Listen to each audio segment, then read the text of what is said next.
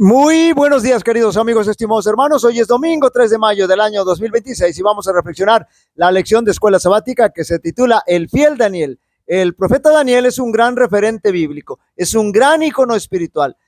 Supo ponerse en las manos de Dios para enfrentar el exilio. Desde el palacio del rey decide no contaminarse con la comida del rey porque había mucha comida inmunda y toda esa comida había sido ofrecida a los ídolos. El Señor le llenó de sabiduría, de ciencia, le dio entendimiento para interpretar visiones y sueños. Se le permitió ser una gran luz en los imperios que les habían conquistado.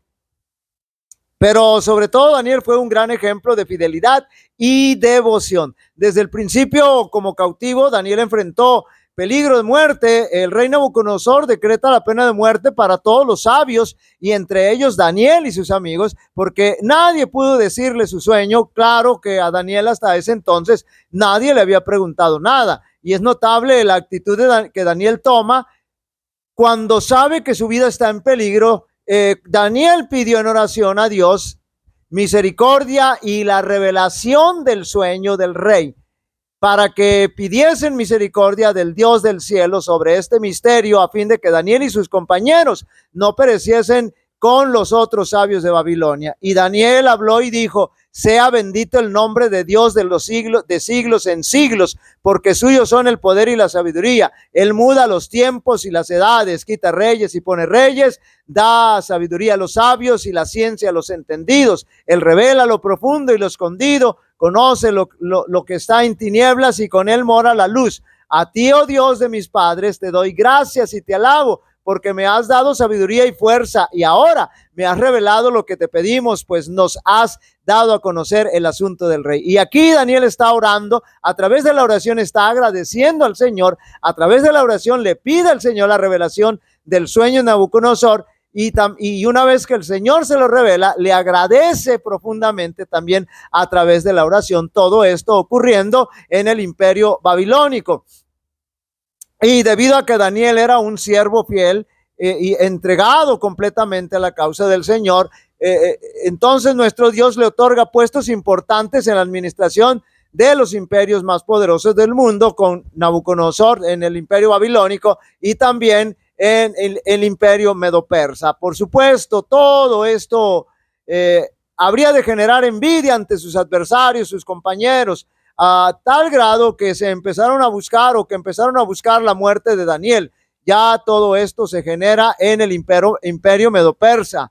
Solo podían aprovechar la vida devocional estos enemigos de Daniel, porque nunca encontraron ninguna falta por la cual pudieran acusarlo ante el rey, pero sabían que Daniel era una persona de oración y que siempre buscaba al Señor orando. Así que idearon un malévolo plan, sustentado con un edicto del rey, con un edicto real, para asegurarse que podrían acabar con Daniel. Recuerden que las leyes de Medo y Persa no se abolían.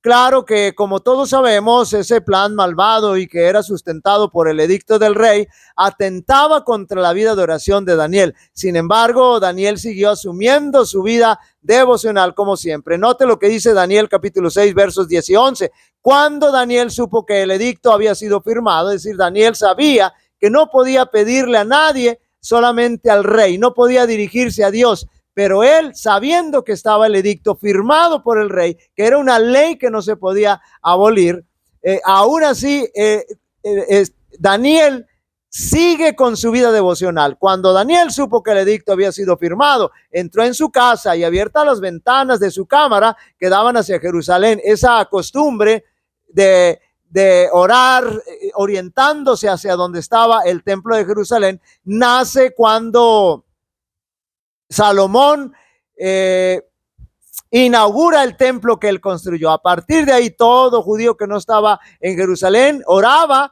orientándose hacia el templo de Jerusalén. Se arrodillaba 3 veces al día y oraba y daba gracias delante de su Dios, como solía hacerlo antes. Entonces se juntaron aquellos hombres y hallaron a Daniel orando, note bien, y rogando en presencia de su Dios. Lo estaban cuidando, lo estaban cazando. Fácilmente Daniel hubiera evitado meterse en problemas si hubiera cambiado su método de oración, su rutina devocional. Pero precisamente Daniel iba a ser condenado por orar al Señor, y orando al Señor expuso su situación a Dios para que lo librara. Su liberación fue contundente y muy vistosa. Si Daniel no hubiera seguido orando como lo hacía, los malvados no lo hubieran visto y delatado, pero su liberación no habría sido tan contundente como se presentó en la realidad. Daniel oraba 3 veces al día con las ventanas abiertas, orientado en dirección al templo de Jerusalén y postrado de rodillas, dice la Biblia. Los enemigos del profeta contaban con la firme adhesión de Daniel a los buenos principios para que su plan tuviese éxito, y no se habían equivocado en su manera de estimar su carácter. Él reconoció prestamente el propósito maligno que habían tenido al fraguar el decreto, pero no cambió su conducta en un solo detalle. ¿Por qué dejaría de orar ahora cuando más necesitaba hacerlo? Antes renunciaría a la vida misma que a la esperanza de ayuda que hallaba en Dios. Cumplía con calma sus deberes como presidente de los príncipes, y a la hora de la oración entraba en su cámara y con las ventanas abiertas hacia Jerusalén, según su costumbre, ofrecía su petición al Dios del cielo. No procuraba ocultar su acto, aunque conocía muy bien las consecuencias que tendría su fidelidad a su Dios. Su ánimo no vaciló. No permitiría que aquellos que maquinaban su ruina pudieran ver siquiera la menor apariencia de que su relación con el cielo se hubiese cortado. Por eso la tremenda fidelidad de Daniel, el gran siervo fiel. En todos los casos de los cuales el rey tuviese derecho a ordenar, Daniel le obedecería, pero ni el rey ni su decreto podían desviarle de su lealtad al Rey de Reyes. Así declaró el profeta con osadía serena y humilde que ninguna potencia terrenal tiene derecho a interponerse entre el alma y Dios. Rodeado de idólatras, atestiguó finalmente su verdad. Su adhesión indómita a lo recto fue una luz que brilló en las tinieblas morales de aquella corte pagana. Daniel se destaca hoy ante el mundo como digno ejemplo de intrepidez y fidelidad cristianas. Durante todo un día los príncipes vigilaron a Daniel, note bien, lo estaban cazando. 3 veces le vieron ir a su cámara y 3 veces oyeron su voz elevarse en ferviente intercesión para con Dios. A la mañana siguiente presentaron su queja al rey. Daniel, su estadista más honrado y fiel, había desafiado el decreto real. Recordaron al rey: ¿no has confirmado edicto que cualquiera que pidiese a cualquier dios u hombre en el espacio de 30 días, excepto a ti, oh rey, fuese echado al foso de los leones? ¿Y qué contesta el rey? Verdad es, contestó el rey, conforme a la ley de Media y de Persa, la cual no se abroga, no se puede abolir. Triunfantemente informaron entonces a Darío acerca de la conducta de su consejero de más confianza. Clamaron: Daniel es de los hijos de la cautividad de los judíos. Daniel, que es de los hijos de la cautividad de los judíos, no ha hecho cuenta de ti, oh rey, ni el edicto que confirmaste ante 3 veces al día hace su petición. Antes 3 veces al día hace su petición. Es decir, ni siquiera con tu edicto él obedeció ni tuvo temor de ti, oh rey.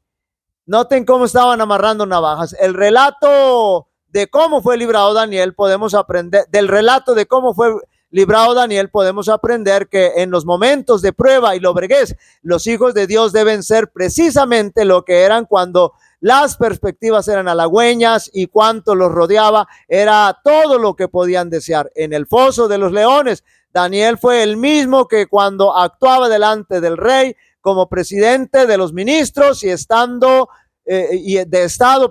y como profeta del Altísimo. Un hombre cuyo corazón se apoya en Dios será en la hora de su prueba el mismo que en la prosperidad, cuando sobre él resplandece la luz y el favor de Dios y de los hombres. La fe extiende la mano hacia lo invisible y se hace de las realidades eternas. Y se toma. El cielo está muy cerca de aquellos que sufren por causa de la justicia. Cristo identifica sus intereses con los de su pueblo fiel. sufre con las personas, en la persona de sus santos, y cualquiera que toca, note bien, a sus escogidos le toca el poder que está cerca para librar del mal físico o de la angustia, está también cerca para salvar del del mal mayor, para hacer posible que el siervo de Dios mantenga su integridad en todas las circunstancias y triunfe por la gracia divina. Queridos amigos y hermanos, siempre la vida de los fieles será acechada por el enemigo que quiere destruirlos, pero eso no debe lograr que hagamos cambios en nuestra vida devocional para librarnos, sino con mayor necesidad, fe y convicción, seguir buscando a Dios en oración. Jehová te bendiga y te guarde. Jehová haga resplandecer su rostro sobre ti y tenga de ti misericordia. Jehová alce sobre ti su rostro y te dé paz. Y pondrán mi nombre sobre los israelitas y yo los bendeciré. Dios bendiga a cada uno de vosotros.